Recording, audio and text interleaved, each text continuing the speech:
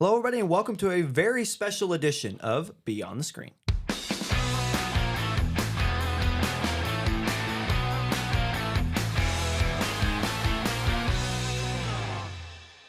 Welcome to our very first movie review edition of Beyond the Screen. We kind of did something similar last week, but this time we're going to be talking about one movie, not six. As always, I am your host, Ryan Gum. I'm joined by Jacob Holtzclaw. Jake, how you doing? I'm doing all right. This is going to be like a pilot kind of deal for our movie reviews. We're not sure if we're going to do one every week. We're going to see how that fits into the schedule. But I know Ryan's a big movie review critic guy. He tried his hand at it once with his social media, and I think he's looking to get back into it. So we're going to see how this works, see if you guys like it, and what's our movie for today, Ryan? Our movie today is Nosferatu. As hyped as we were this weekend to watch this movie, I like to say that it kind of lived up to expectations. We hyped it up on earlier this week. We had our episode, I should say. We were hyping up today's episode. So I hope that you guys are excited to listen to this. But yeah, I've had my eye on Nosferatu. I'm a big Robert Eggers guy. I like everything he comes out with. I think his stories are so well thought out. And if it's steeped in folklore like it usually is, you can tell there's a lot of research done. And Nosferatu is really no different.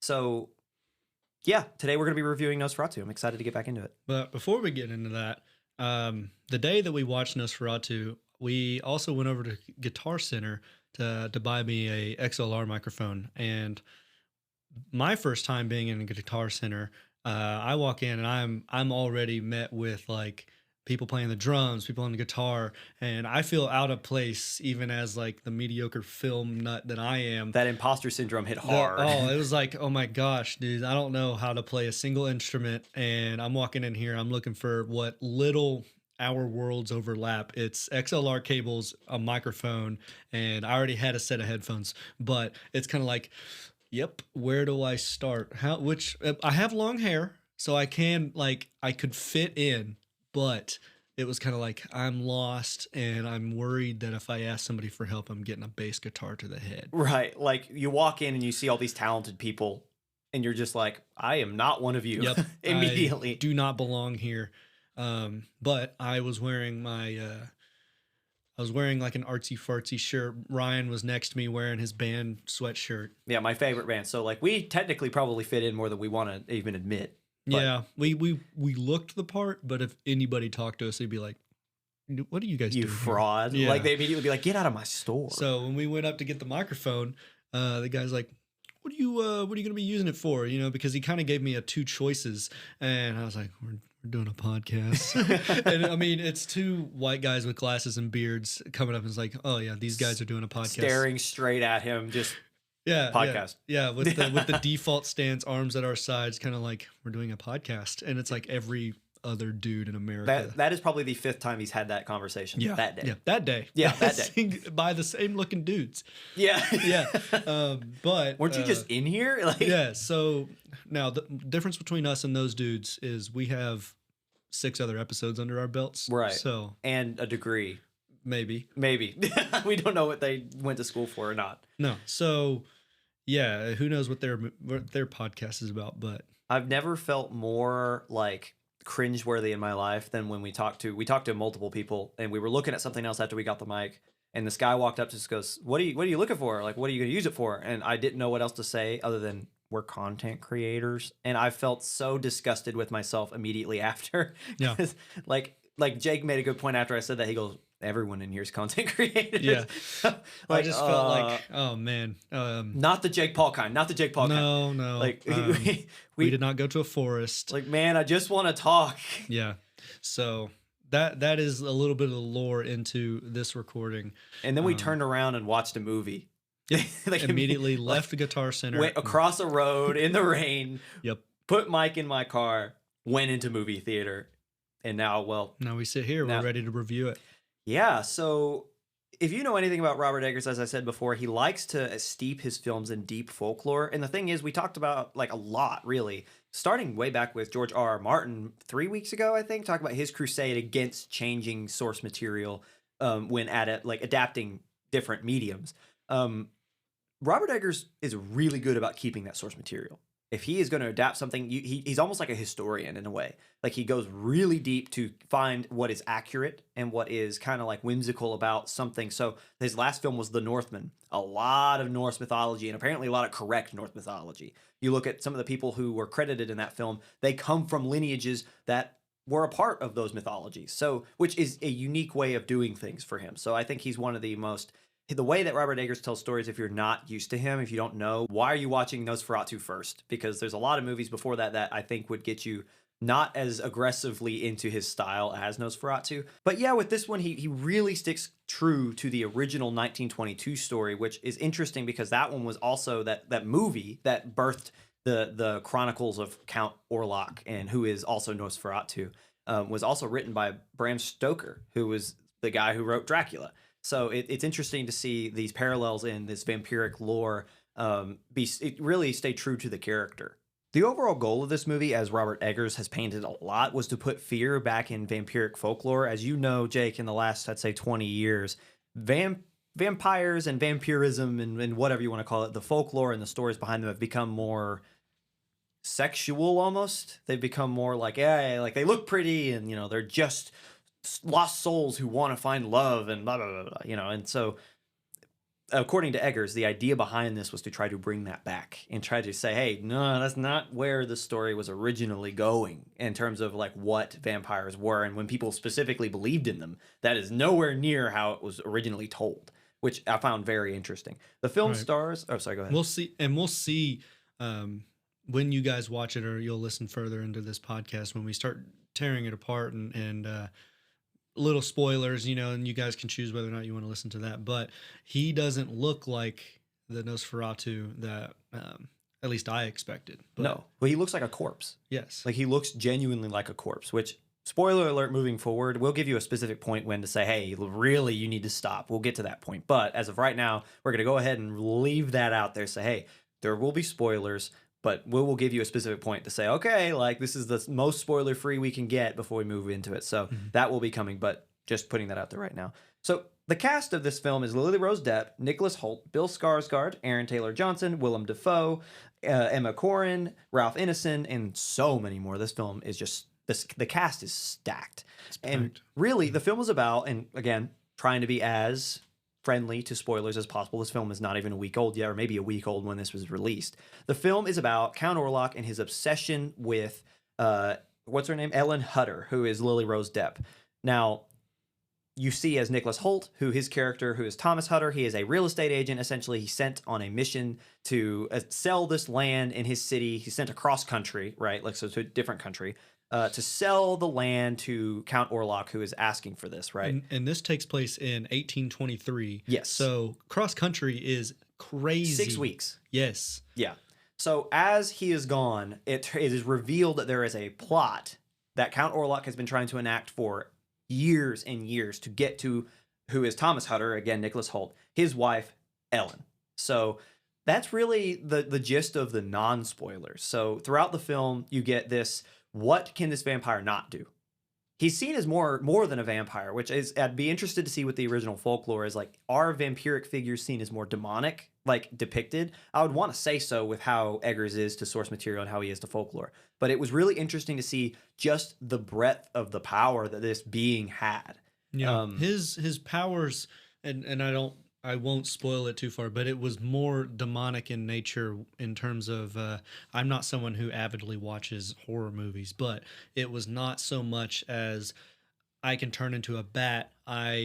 Regular vampiric level powers and also weaknesses. It was more demonic in nature. And even Dad had, when I told him I was going to go see this movie, he was explaining to my mom kind of what it was. And he said, even himself, who he might have seen the original, where it is more of a demonic telling of a vampire story, where it is more of a possession level thing. A lot of religious ideologies, like you said, possession, there is like, so the idea of Dracula and the idea of vampires, like they have strong suggestibility to the point to where they could, I guess you could call it possession, but it's less like, I think of like, this is going to be such a strange way to transition this, but Hotel Transylvania, like when Dracula wants one of the characters to do something, he looks them in the eye and he just says, do it. And they do it, right? Less possession, but more strong suggestibility, almost like like the Force power by Obi-Wan. You will do this for the weak-minded. That is not the case at all. Count Orlok can possess you. He Yeah. can make you stay asleep if he wanted to. He can make you feel things that you don't want to feel, give you dreams you don't want, cast a shadow the size of a continent. Like crazy, crazy ability.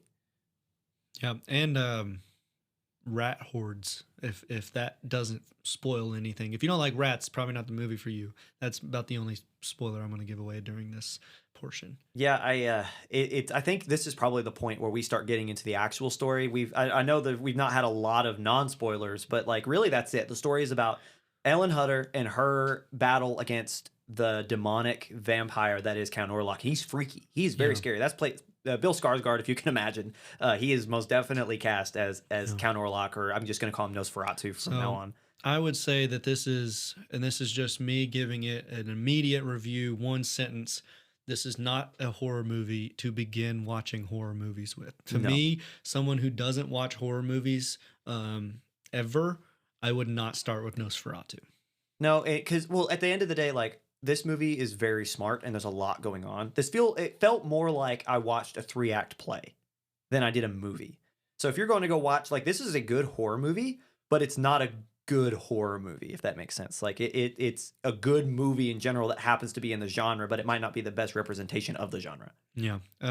What I generally liked, I have friends who are super into horror movies. Is I'd start out with like the funny slashers from like the 80s. I'd start with like Chucky and like Scream and then Mhm. those. And if you enjoy the somewhat jump scary slashers that you can make fun of, then you can work your way into more serious ones. Yeah.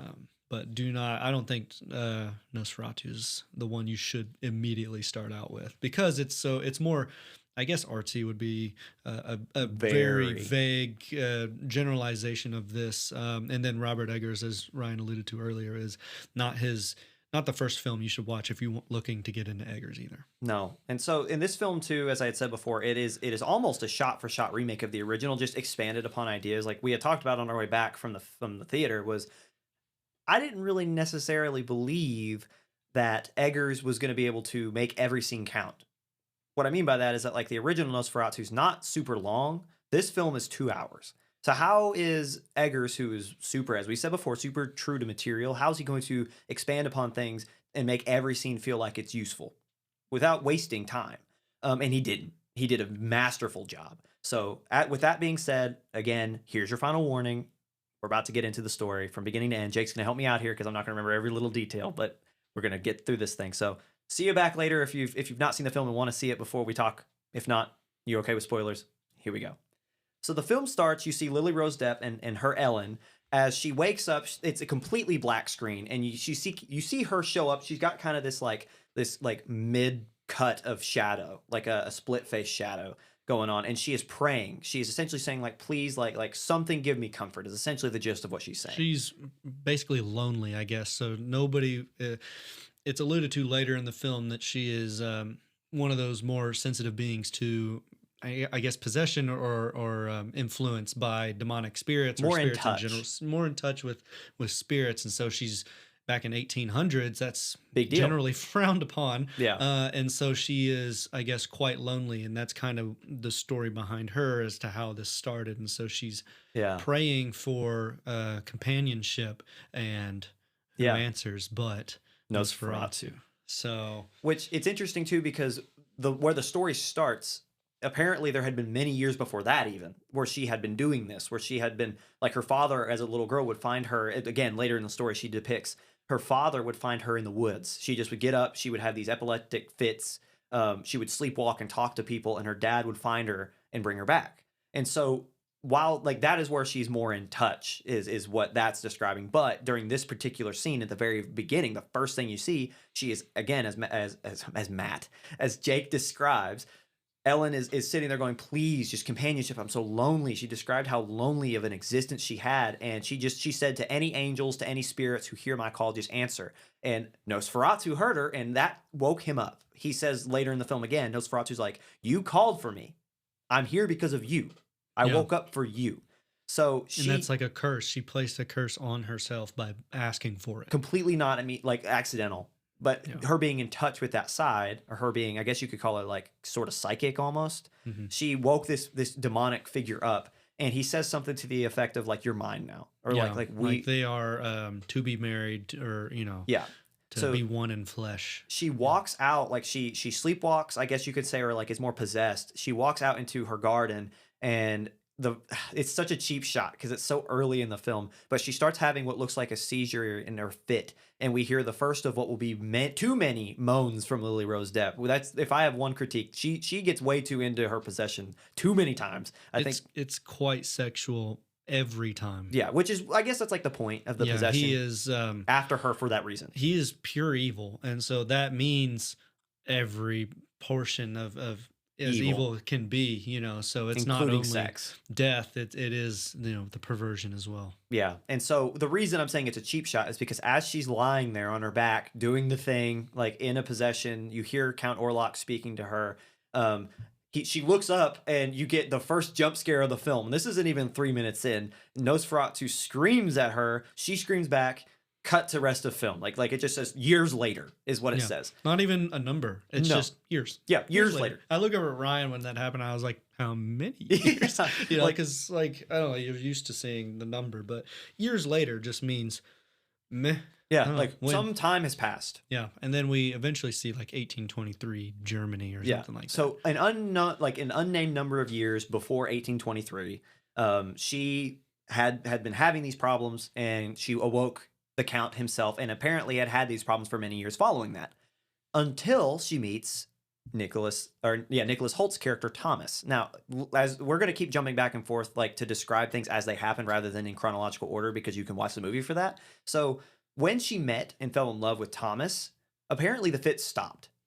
So at some point between when she first encountered Nosferatu and when we get to present day, she had a cease in her affliction, as they call it, in her melancholy, as they depict it. In 1823, it's melancholy because it's kind of Right. Forbidden talk to be talking about crazy and mad Or depressed even. Yeah, being depressed is big no. You're either ill or the devil is in you. Yeah. So she, falls in love with Thomas. They get married at some point, and Thomas, as I said before, he's a real estate agent. So when she is like the present day occurs, she's beginning to have her nightmares again. So it's a little bit convoluted because they go back and forth to be like, oh yeah, here's her having the initial. Oh, here she's having them again. But then they go back later and say she stopped having them and she's having them now. Well, it is. I don't know if this is the first one, but it is the day of Thomas is going out, is sent on that 6-week mission to the castle. Right. And so maybe if that's the first time, I'm not sure if she had mentioned it happened before, but that could have been the first time. Well, they talk about how they went to the doctor and how like that was her past, and so it seems like it did stop, and that she's having them again more recently. So as Jake had just described, Nicholas Holt's character, I'm going to just call him Thomas from now on. Thomas is late for something. He's he's the honeymoon wasn't long enough. Lily Rose Depp's kissing on him, and she, as he leaves, he rushes out the door. She turns almost possessed like and says he's already gotten the position. He's going to be sent away. So he's gotten a promotion, but to solidify the promotion, has to go to this castle and meet a count. Yes, because this unnamed count who comes from old blood, who comes from a long royal line, has one, quote, air quotes, 1 foot in the grave, which is a pun that we don't know about yet, is trying to buy land within their town. But this guy who he's moving from is a couple countries away. So as Jake describes, it's a 6-week journey. So we see as he goes into this office in I'm just going to call it his agency, because I don't know the proper term for what it was back then. And real estate agent is like a really loose term for what he actually was. But he goes to his agency, and his boss is like, you're late, but whatever. You're fine. You're going to get the promotion. All you have to do is sell this plot of land to this count who's asking for this plot of land specifically. And it's this old, decrepit, rundown castle that no one has lived in decades in their town that kind of overlooks the town at that. So Nicholas Holt is like, are you sure? That's odd. Yeah, can he not just come here? Yeah. And, he's like, I don't want to leave my wife, who I just got married to.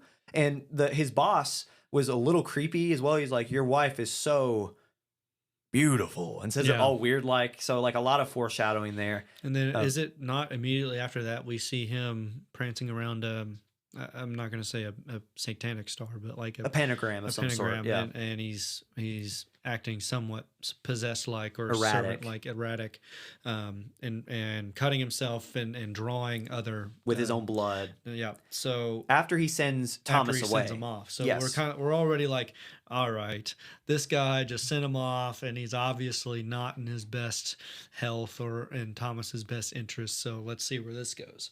Yeah. Um, So right after he gets the note, like, hey, like, you're leaving, he goes back to Lily Rose Depp and he's like, hey, this is happening. And she, as we said before, she already knew. Yeah. So she's begging him to stay and she's having a fit, as she describes it later. She's having an episode, once again, how they're describing it, not me. And he's like, I need the job. I need it. Like, for a house, for our what's lives. sad about it is she's like, I don't want it. Like, I don't want the house. I don't want the money. Like, I just want you, which you learn later is because she had been fighting this demonic presence for her attention for a long time, and the only time it stopped was with Thomas.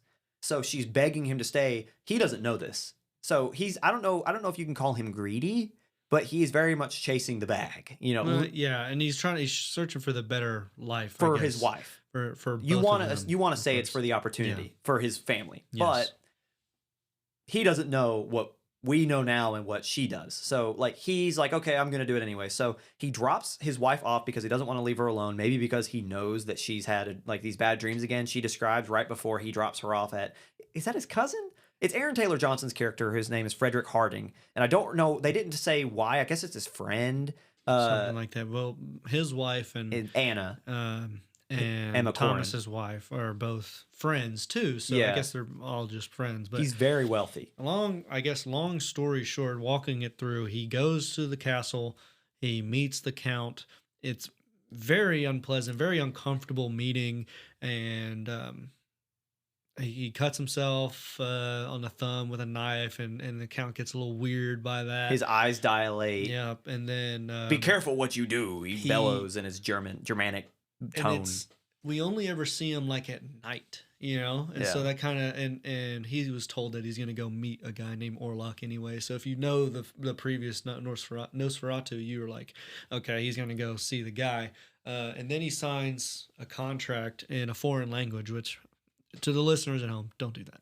Yeah, no, Don't yeah. If listen. you can't read the contract, don't sign it. Right, big mistake by I him. do want to back up just a little bit Okay. because there's just a few important details. So he leaves his wife, I should say, with Aaron Taylor Johnson and Emma Corrin, whose names Frederick and Anna, and their family. So Anna is pregnant. So he goes immediately. He leaves on a 6-week journey. He shows up to this little like village, and they call themselves gypsies. So they're there, and he starts to have bad dreams when he's close to this castle. Before he meets Orlok, and he witnesses the death of a vampire. Like that night after he gets to this castle, or gets to this inn in this village just down below the castle, they're like, don't go. They're telling him, do not go, which is the first time I've gotten mad at this character, because these foreign language speaking like religious figures in this small town just below this place you're supposed to be are like, hey, he's the devil, don't do it. And he's like, I don't care. And then that night he witnesses a man get stabbed to death, or at least he doesn't know it's a man. He thinks it's a corpse. But when it becomes night after he gets to this village, he follows the quote unquote gypsies as they're doing a ritual to a cemetery where they unearth a coffin and they stab it in the chest. And when they do that, blood shoots out of the thing's mouth. And then he wakes up. And when he looks down, his shoes are covered in mud. So anyway, he gets up that day. The town that he was just in that was buzzing with people is abandoned. Snow's on the ground. That was not the night before. And as he's walking, because his horse is now gone, as he's walking to the castle just before, as Jake described, he meets Orlok. The sun goes away.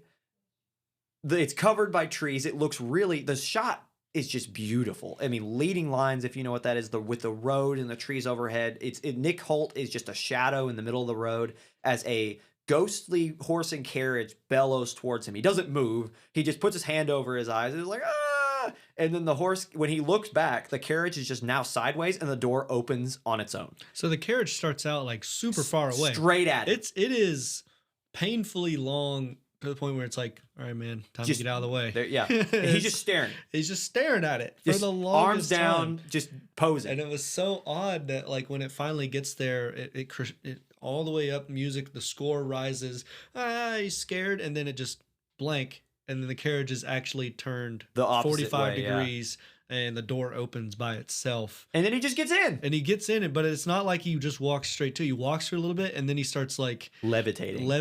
and just moving at a single speed, no footsteps So into it, and the then idea- into a transition because he gets so close to the camera, it goes black, and then it's a fade out, fade in from black to the next scene. So I think the idea is that like he at first was deciding to go towards it, and then he lost the will to choose. But even then, I was like, why are you not running away when you first see the carriage, and then when the door opens by itself, dog, like, get out of there, man. But anyway, regardless, power of suggestion, possession, or whatever you want to call it, he ends up in the hands of Count Orlok. And yeah, he signs a contract without reading it. He cuts his finger open, and Orlok, which, by the way, if you know what Nosferatu originally looks like and what Bill Skarsgård take on it looks like, or I should say Robert Eggers take, they do not look the same. No. So originally, I mean, I'm going in thinking about the SpongeBob episode where he's flicking the light switch on and off. Yeah. I'm expecting this bald, long-eared, long-fingered, which, I mean, he's got long fingers and nails Nasty in this nails, movie. yeah. But I just expect a scarier version of that. He looks Germanic. He's But got this now, long stash. well, not Germanic. He's more, I guess, Russian type. I Like, guess so that's true. he's looking more like Rasputin. Actually, he's got this Oh, that's a big good point. mustache. He's got the fur hat and the big bear coat. Like it's like his coat looks like it's made out of a bear. And so I was not expecting it. And he's corpse-like. He is actually actively rotting. Yeah. And so it's a much more grotesque. The mustache does not help. I mean, it is untrimmed, goes below his lips, like nasty mustache, which makes it even worse. You know, He's actually later on. scary. Yeah. So I don't want to meet this guy. No. So, long story short, Nicholas Holt starts getting feasted upon, but obviously Orlok doesn't want to kill him because he wants to get to his wife.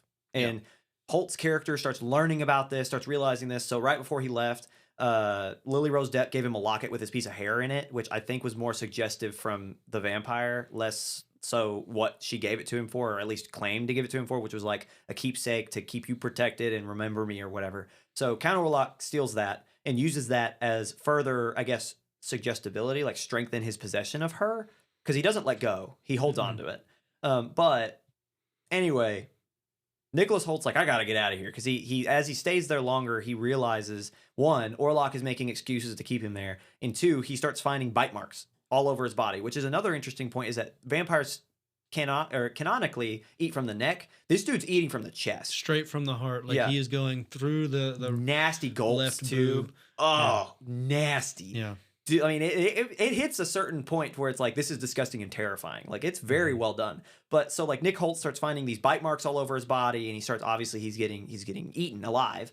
And so he tries to run out after all this is said and done. He's already signed the contract. He's already gotten his bag of gold, I guess, his little tiny little morsel of money. He starts trying to run out, and he stumbles upon the Count's tomb, his coffin. And he tries to stab him, and this is probably one of the best scares in the entire movie, even though you kind of saw it coming. So he takes an axe that was sitting beside the coffin. He pushes the coffin open because he's freaked out, and he saw what happened before the night, I guess a couple nights before now, when the, once again, quote unquote, gypsies stabbed that other corpse. He tries to stab Orlok, and Orlok stops him and wakes up. And he can conjure up like these demon dogs to chase him. And long story short, Orlok captures Nick Holt and starts eating him again, only for Holt to jump out a window the next morning. Yeah. And we think he's dead. And he actually falls into the river below the Yeah. castle. There is a river below, and he's trying to escape the dogs. And he jumps out and he crashes into the water below. He is found later by, I don't even know who they were. The nuns of some Well, town. that old lady. So there was an old lady at the original tavern before he goes into the castle that I think was also the same old lady that was being translated. Like these two nuns were standing next to each other, and they're trying to save him. And essentially what the old lady says, what she's translated to say is, hey, the devil saved your soul for whatever reason. And if you're in this church, he can't get to you. Like you're in his shadow. And they're talking about Nosferatu. Like you're in Nosferatu's shadow. If you're here, you can stay healthy. You're protected. Don't go. And Nick Holt's like, but my wife. But my wife. My wife. But my wife. So as all that's happening, things are starting to get kind of spooky at the Harding house.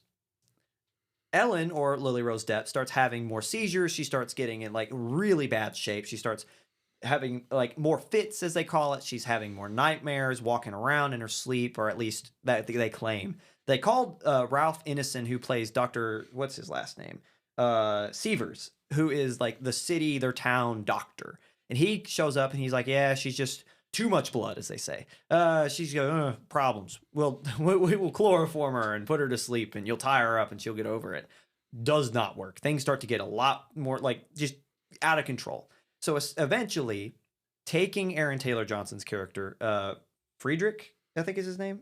Harding. Yeah. Yeah, Harding. I'm just going to call him Harding. He takes Harding and he says, my professor, who is a world-renowned like instructor at this, or former instructor at this college, he's in town, but the catch is he got obsessed with the occult and essentially what would be now known as the paranormal. They said alchemy and the occult is what they described it as, but present day known as paranormal. And he got ousted because they called him crazy. But he's in town, and I think he can help us out. So Harding and Ralph Ineson's Severs go up to Willem Dafoe is who we run into, and he's got a heck of a name. His name is, let me find it here, Here it is. Professor Alban Eberhard von Franz. And we'll call him von Franz for now, or just Willem Dafoe. Yeah. Dafoe is very quick to say, look, untie the girl, leave her alone. She needs to have a clear mind. Let her have her seizures, which is actually, I thought, was one of the funniest things ever. He's like, I don't want her on anything. I want her to roam freely. I need her to talk to me. Yes. And so he shows up, and it turns out he's very quick to say, this is the work of a demon. Yeah. And no one believes him. And well, of course not. Jake, you made a great point, and I'd love for you to kind of describe your thought process. He never wavered from his conviction.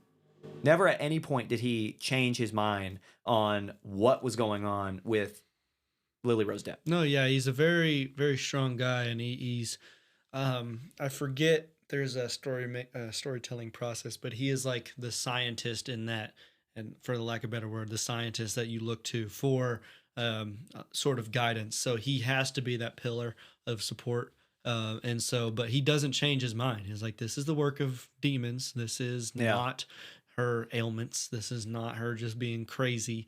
There is something far more evil and sinister afoot. And that is to be taken as truth from the audience, whether or not the characters do. Listen to Willem Dafoe. Yeah, and I think the best part of the whole movie, because, we're sitting beside each other and I'm turning and looking at him for some reactions at some points of the film that are specifically bad in my mind. And the worst reaction I saw out of Jake, and I know it was out of me too, was they start bloodletting. And like it's a point to where they pick up Lily Rose Depp's hand and they just start cutting in the center of her like wrist. It is the most disgusting. No, they stuck a needle straight through, like if so right gross. where your wrist is. Imagine I'll say a 6-inch needle straight through it. I look over at Jake. Laterally. He puts his hands on his face, and I'm sitting there. I have a thing against like body fluid. I find that really body fluid's disgusting. So blood in particular, like gross to me. So the second they mentioned it right before they did it, because they asked, did you bloodlet? And the doctor's like, of course. And I thought, well, we're going to see that. Talk about Chekhov's gun, like Chekhov's blood. Like, I know this is happening. Yeah. So the second they raised her hand, I immediately turned to Jake because I'm like, I don't want to see this. And I didn't know what bloodletting was. I see Jake go, oh, like. Yeah. Well, I thought they were just going to like scratch her a little bit. No, but no, this was not a scratch. This was not a cut. Woo. Straight through the wrist. It like you saw it through the backside. It was so gross, man. Like it was disgusting. And so anyway, all that to say, they're doing medieval doctoring on her to try to figure out what is happening to this poor woman. Even if so what's cool too is like you said, the scientist, you have Severson, who is like, or Seaver, whatever his name is, Severs, who is like more science based. You have the non-believer in Aaron Taylor Johnson, who's like, this woman's just crazy. And then you have Willem Dafoe, who is the believer in the paranormal. And you see them all trying to work together because at the end of the day, at least Dafoe and Dr. Severson, who is Ralph Ineson, they both know something's wrong. And they respect each other. So despite opposite beliefs, they're working together, which is cool to see. Like that's another person who stayed true to his conviction, even if his opinion might have changed. Ineson saying, you know what, I don't know if I believe all that nonsense, but you are the person who taught me. You are more than qualified, and I trust your opinion. That is, I just remembered what it is. So it's you've got the main character, you've got the sword that they use to vanquish dragon.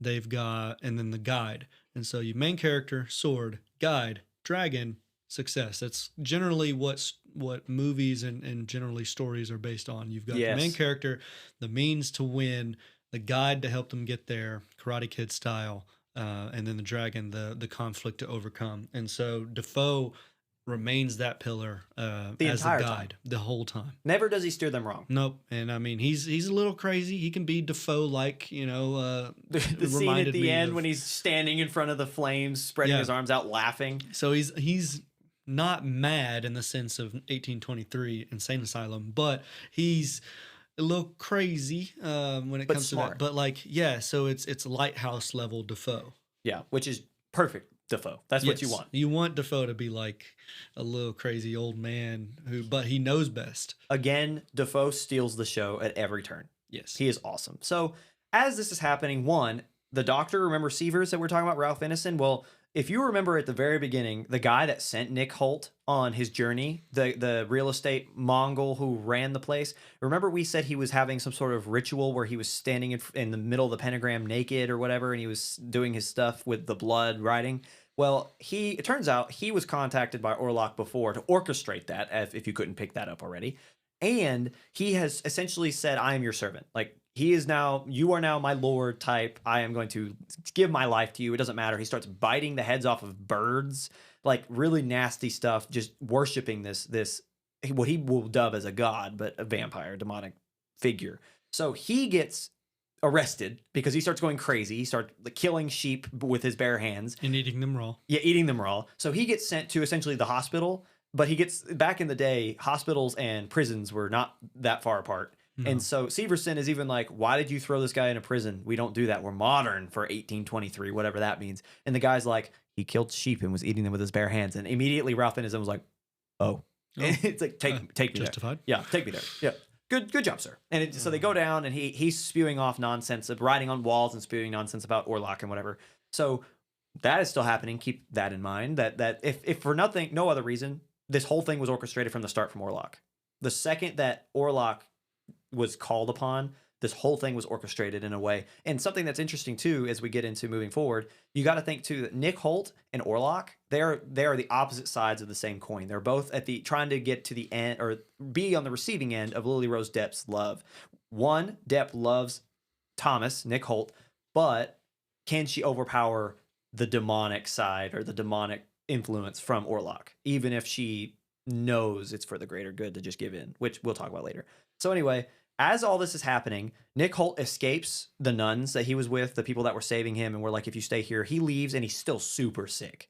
And they even say, you're not healthy enough yet, but he escapes on horseback. And as he gets back to Lily Rose Depp, as Willem Dafoe and Ralph Ineson and Aaron Taylor Johnson, for that matter, are trying to figure out what's going on, they're starting to uncover some clues. They're starting to do their practices on Lily Rose Depp.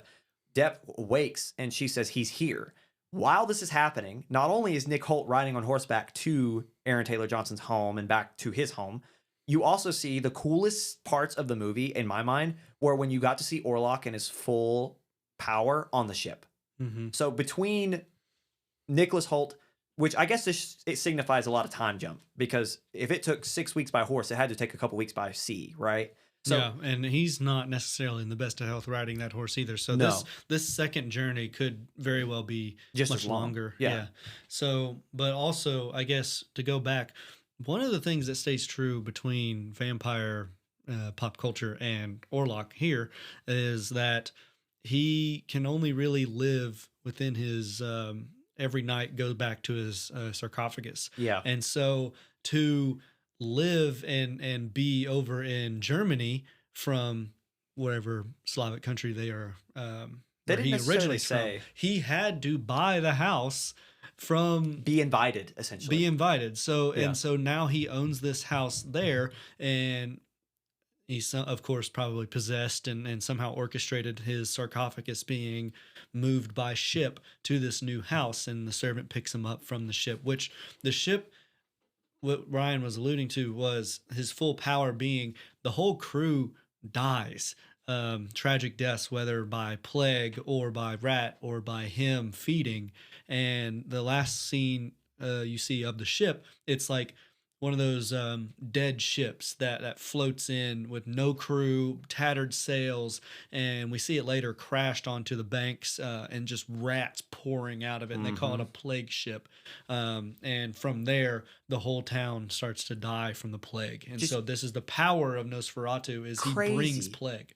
Crazy that this dude can just influence sickness. Yes. Like he can, and just it's a curse. Like he's the overall moral is that he has power through curse, and whoever's near that curse he can influence, which is just so neat. And so that whole scene, because it's about a 15-minute stretch where it cuts back and forth with him on the ship heading towards wherever their hometown is from, wherever he's from, and just he like you don't realize how big he is until he shows up in the background. So in one of the scenes, my favorite scene in the entire movie, everyone's sick on the boat and everyone knows they're sick. So they realize it's a curse, which is kind of crazy because like captains and like seafarer and pirates back then, they had their sea folklore. So they immediately pin and they're like, this is a curse. There's something on this ship. And one of the members of like one of the crew is like, I'm going to end this. Oh, he's like one of the final guys. Yeah. So he goes down. He's like, they tossed a couple bodies off, and the other guy he was with was throwing up, and he's like, I'm going to end this. So he goes down into the bowels of the ship, and he immediately finds the box that supposedly, I would guarantee, had Orlok's sarcophagus in it. It's got his little pentagram thing on the box. He goes up to it, and he's got, what is it, a pickaxe, or he's got something with a sharp just edge. a hatchet. It's a hatchet, yeah. So he goes up to it and like walking down with his lantern, and you can kind of see in the background, and obviously horror movie, like you're going to see something in the background, but you see Orlok for one frame, and he turns, and just you couldn't even see his head, but you're at the head level of the pirate that is walking towards this box. Yeah. So you're about your eye level with a good sized guy, and then you see in the background that you're like hip level of Orlok. It maybe chest, Yeah. maybe like this dude's tall. And so like, and then the next, like not even like a scene cutaway. It's like the light goes out behind him and it comes back on and he's gone. So it's like, and so he tries to open the box because he, again, pins that the box is the root cause. And as he's trying to open it, Orlok jumps behind him and like bites his neck out or something. Like it was, and like that is like the when you have this mythical power, right? We talk about his ability of possession and influence. We talk about his ability to create a plague. Seeing him be powerful like that, just in physical form, nuts. That's like, I was already sold he was a villainous character. He was kind of scary, right? But seeing him, like, you almost want to be like, okay, where's the proof? Like if someone was to show up with a hatchet and say, hey, I'm going to hand-to-hand combat this thing, is he just going to, oh, you're sick. Here's a bunch of rats. Or is he going to fade into shadows and not physically touch you? To see him like, oh yeah, if you're near this thing. We didn't even get to see anybody actually attack him anyway. No. I don't think it would end very well. No, like even if you did somehow escape his power of suggestion and you just got him like hand to hand, you were dead. And that like gives a lot of like fear. That for me was like nuts. So that was a really cool scene, and I harped on it way too long, but like I really appreciated that whole section in the ship. It was really neat to see him as wherever his sarcophagus is, he brings that. So that was cool. So anyway, he arrives. He's there. He's he gets there right as Thomas also gets there. Yes. So. But he starts spreading his influence. We see his massive shadow of his hand coming out from the mansion. So he starts, right as spreading Nicole the plague. gets there, right though. as Nicole gets there, What happens to Lily Rose Depp? she becomes okay, I guess, right? Yeah. Miraculously. His love saves her, Yeah. and makes you wonder if that's why she tried to get him to stay in the first place. Yeah, but of course Nosferatu's not too happy with Thomas because that's his woman. They're fighting over the same woman.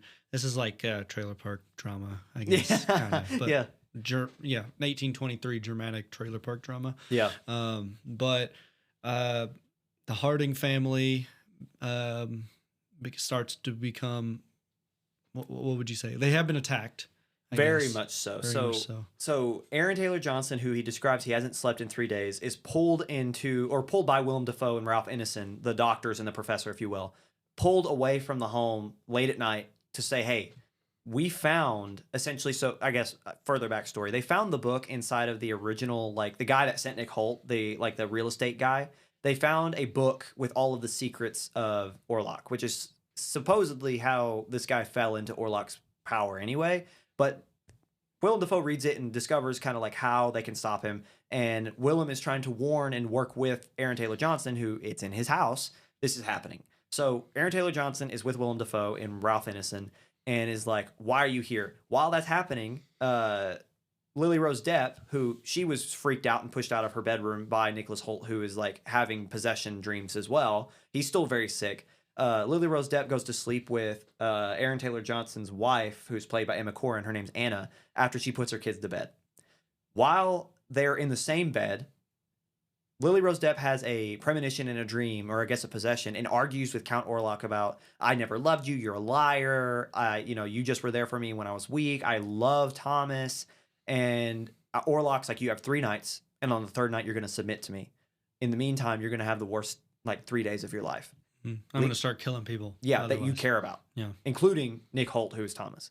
She wakes up, and when she looks over, the bed is empty. The only thing in the bed beside her is a cross necklace that Anna would wear. And when she looks on the floor, Anna is being eaten alive by rats. Yeah, and is fed upon as well. Yes. But she's not dead. By Orlok. Yes, by Orlok. Yeah, so she's alive, and at that point, she didn't really believe with what Lily Rose Depp was saying.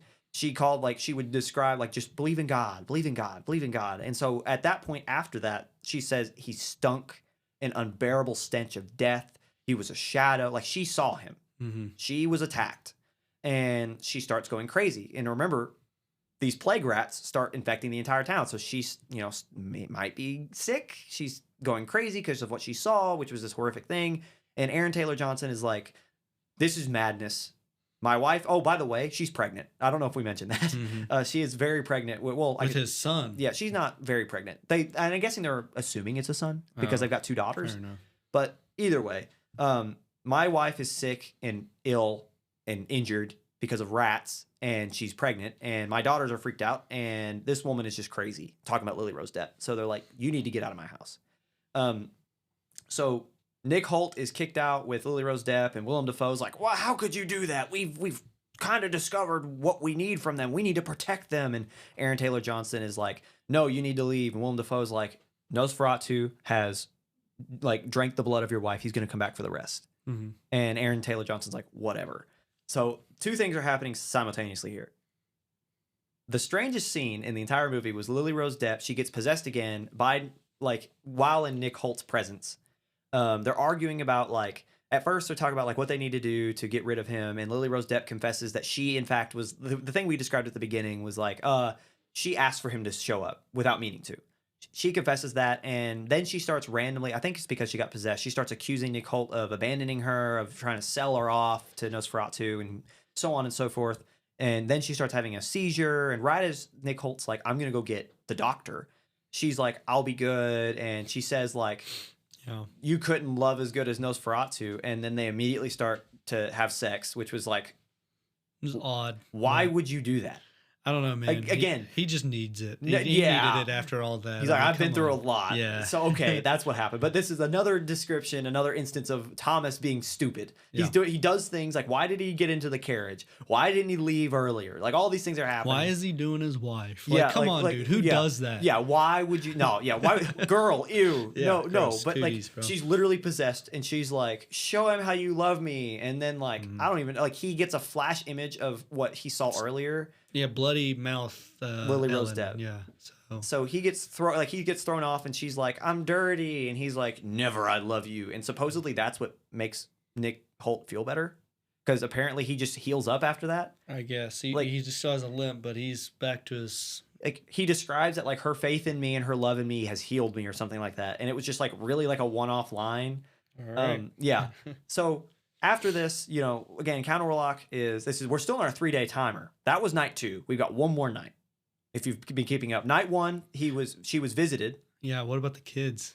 Oh, yeah. Okay, here we go. So night 2 comes along.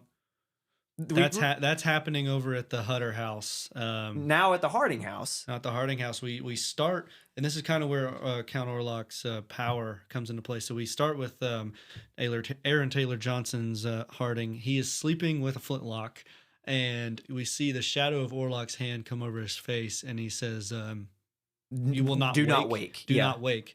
And then we hear the screams of the little girls, the 2 little girls, and Joy, right? Joy, Anna. Yes, Anna. Tries to wake Harding, and he just won't wake up. I was expecting her to grab the pistol. He's just least. Yeah. He literally eyes do not open.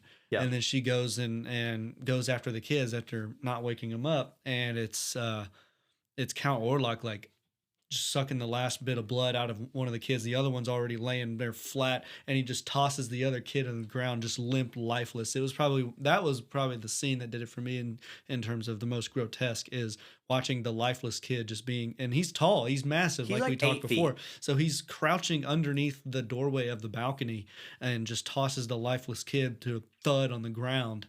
And then I guess he attacks the wife He kills immediately her. after and kills her, and then it goes to black, and then we see this is at the funeral immediately after that, Yes. and Aaron Taylor Johnson's character is just destroyed, and he sells it. I mean, he's Such a good perfect. actor. I mean, if we can't describe this enough, or if there's one thing you take away from this review, is every single actor in this film hit it. There was no failed attempt. Every person did everything perfectly. Like, it was so well done. Aaron Taylor Johnson specifically, so good. So right after the funeral, and I'm happy you brought me back to that because that was a grotesque scene. But right after that, they're discussing, like, Willem Dafoe again knows that he reads the book, and essentially, as we described earlier, he knows how to solve the problem. The folklore is you have to do two things at once to kill a Nosferatu, as he describes, or kill a Nosferatu. It's you have to, one, the girl he's seeking, she just got to sacrifice herself up. Like, she's dead. Yeah, She just, straight up has to give herself over. yeah, to kill the curse, she has to essentially give in to the curse. Yep. And while that's happening, you have to destroy the crypt before the first, as they say, the first cock screech or whatever. Yeah. Like the first, essentially before morning. You have to kill, or you have to destroy the sarcophagus, and the girl has to sacrifice herself. And that includes like her own free will saying, "I am yours, take me," which is like the whole point. Again, back to vampiric, like the folklore we know, you have to be invited. Yes. So Willem Dafoe knows this. He tells that to Lily Rose Depp, and he's like, "Look, you're gonna save us all. Your husband does not. We're making a fake hunt for Orlok."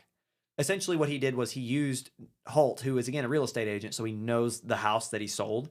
He's like, "I'm using you to find the crypt," knowing that Orlok's not there, but he doesn't tell Nick Holt that.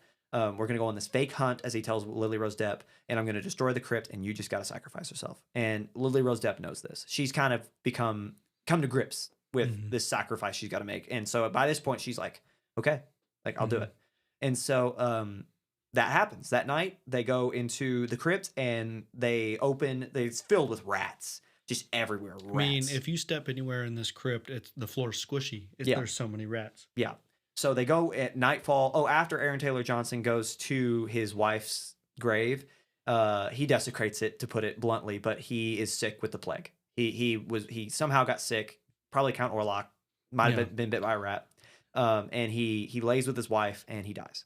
Well, he doesn't just he lays his dead wife. Yeah. Like, he's found dead in like on top of her, like legs wide open, but they are embraced. Like it's half from the top end. If you didn't see the legs from the top end, they are a happily dead couple. Yeah. But from the bottom end, he's very definitely crude. It's definitely laying his dead wife. Yeah. It's not like you see it like in detail, but it is obvious. But it is like that, back to the evil that is Nosferatu. He was not necessarily possessed, but he was driven suggestively to do so.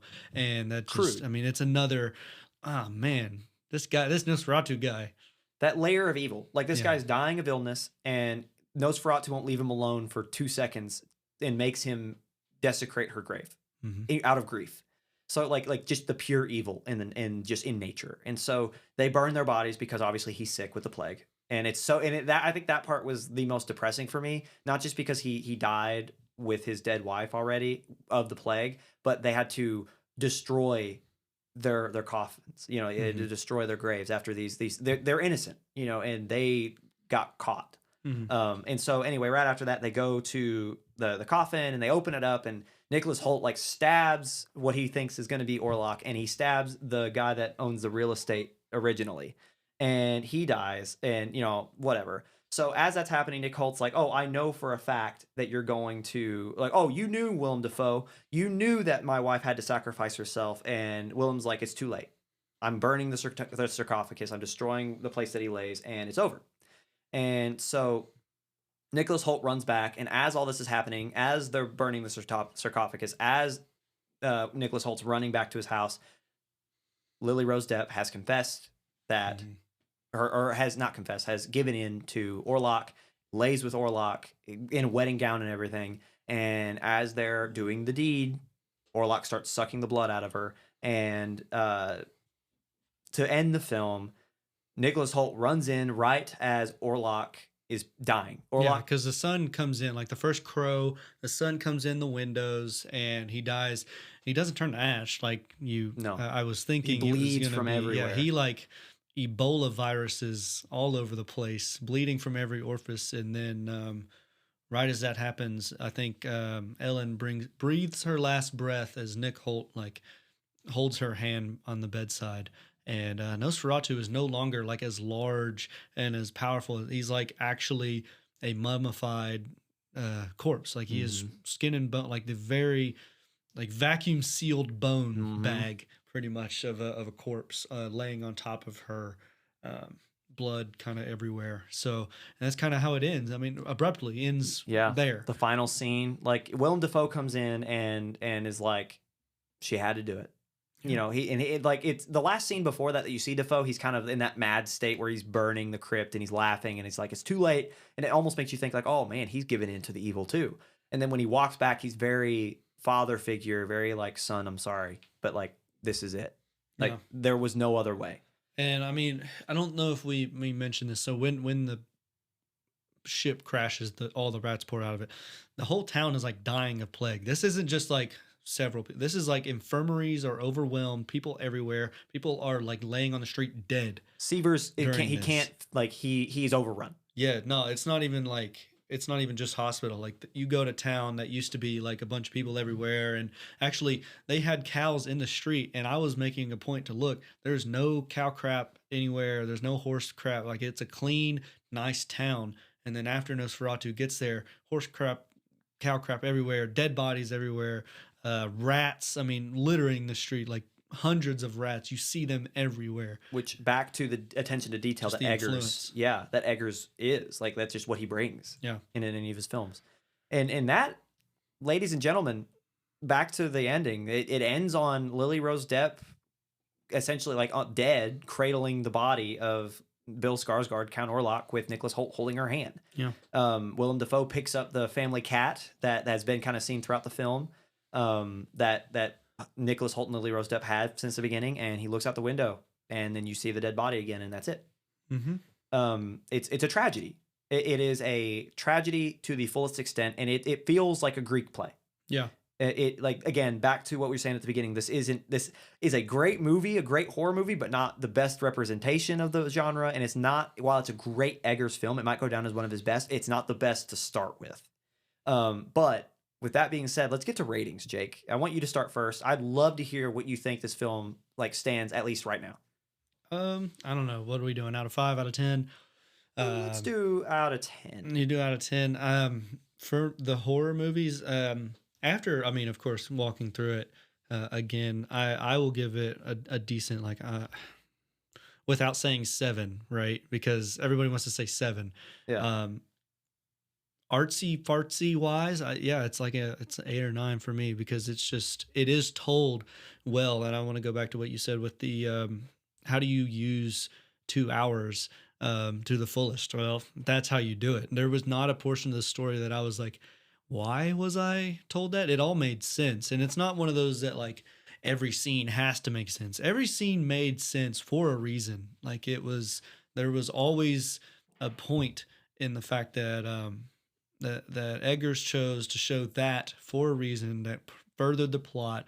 And there's a level of respect I have for movies that do that. Yeah. And then other than like I have questions in terms of why there were like some really long drawn out pans, and like I'm all for holding a shot longer than maybe it's supposed to just for emotion, but there were some that was like it was that leading lines, that forest image with the carriage that's coming towards Nicholas Holt's character. We have like a long 180 degree to 0 degrees pan, Yeah. all the way from we're looking at Nick and now we're looking where he's looking, but it's a super drawn out pan from half circle all the way back around. And that's done a couple times. And it's done several times. And Yeah. it's like, okay, that's what we're doing in this movie. That's just the thing in this movie. Alrighty. Yeah. See, I'll give it an 8 as well. I think this film is the closest thing to perfect as you can get. This is right up my alley. I love horror movies, but I love psychological horror better and like mystery. I think that is like if you can scare me and you can add a sense of an air of mystery, especially to a story you probably should already know. Everyone knows about vampires. You might not know how scary they are, but you know about them, right? So the idea that he was able to accomplish that with a story already told to me speaks a lot of high levels. So you have, and like in terms of films, you have some films that are artsy fartsy, right? Like you said, you have films that are like, oh, every other scene can be a screensaver, right? Like you can just screenshot it, make it your screensaver, and it's like, this is the best thing I've ever seen in my life. However, on the opposite end of that, you have like films that are shot well, but they're just great stories. Like you go out of it and you're like, I might not remember a single shot from that movie, but I lived that story. That is a fantastic story. This is both. You get those screenshot, those like they could be paintings, visuals mixed in with this just mysterious, just evil. It's been a really long time since I've looked at a character and said that guy's just evil. And yeah, he's pure evil. Bill even Skarsgård's crazy. Defoe says it. He doesn't even look like, so in It, the clown looks like Skarsgård, and Nosferatu does not look like. No. Then that's why I was going into it knowing Skarsgård was playing him and knowing what he looked like in the first one. I was fully expecting a more high cheekbone, more bug-eyed Pale. Skarsgård look. Yeah. And we got this Nosferatu with a mustache and a lot more Russian, Slavic looking fella. And I was like, whoa. That's why I didn't necessarily know, because I had forgotten that his name was Orlok. So when he was sent to go see Count Orlok at his castle in another country, I had just expected Nosferatu to be introduced later, and that wasn't actually him. But obviously it was. And so I was like, I was just taken aback by the look of Nosferatu in this movie, just because I didn't think it was him. I was fully expecting somebody else, something else, and they went with like full head on into this demonic Russian-esque. I'm not sure what country he went to. He looks Slavic though. Yes. Like very good. That's a very good word. I said Germanic. I think Slavic's a better way to describe his look. So, and then there's a lot of like transitions, I guess. So I described it as you just gave one of us, a college film guys or fresh out of college, a camera and said, here, be artsy.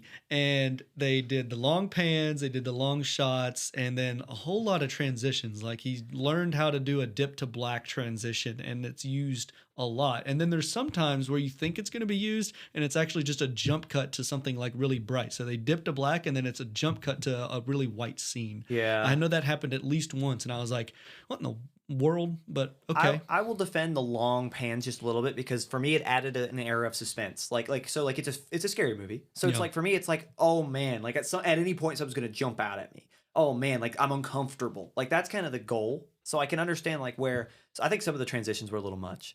I won't even lie. Like if there's two issues I have with the movie, it's Lily Rose Depp needs to tone down the moaning, because it's just like, it's not even like I have a problem with anything overtly sexual. He has it's just social a lot. problems. It's a lot. Yeah, it is quite often. It's not even about because the idea, exactly what you said right at the top, is like Orlok is the embodiment of evil, and a lot of evil has nasty sexual stuff. Yeah. So, and that's what he is. But man, she did that too much. The other one is some of the transitions are like, you couldn't have just cut.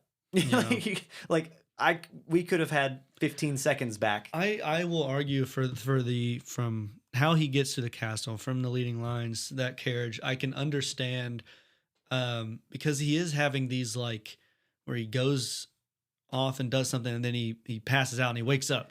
It's a level of time travel that may, and I'm going to take the liberty and say this is the power of Orlok, is he just makes you forget and you just show up at his castle through various teleportation like transitions, and so it makes you feel like you're actually in that, because you're so discombobulated, I guess is the best word for it. You're right there with the character being like, how the hell did I make it here? Yeah. Dude, like I'm just as confused as you are. You got into a carriage and now you're at the front door. Like Nicholas Hoult might as well have turned to the camera and gave a shoulder shrug. Which is like, I mean, that makes you feel like you're possessed too. I mean, it's scary. You walk away from your consciousness and then you're back, and then it's like, I just woke up in a bed and I was out in the middle of the forest at night and now nobody's in the town.